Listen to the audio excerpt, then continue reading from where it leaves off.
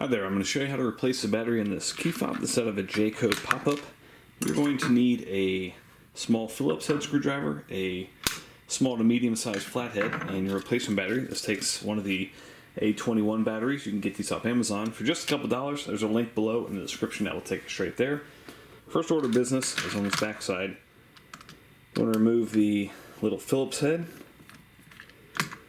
Okay, next take your flathead screwdriver and just stick it in here and kind of pry the sides apart. The first time you do this, it'll be pretty stuck together. And you want to be careful here with the antenna, just don't go Hulk mode on it.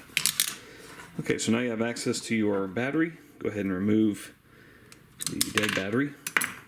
Take the old one out, the new one can go in this orientation. You can go ahead and test this right here. Make sure your blue light's working. Go ahead and snap this back together.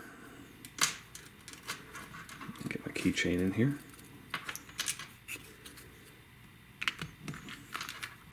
Snap that back together and put your Phillips head screw in. You're all set. Thanks so much for watching. Hope that was helpful. Make sure you hit the thumbs up button.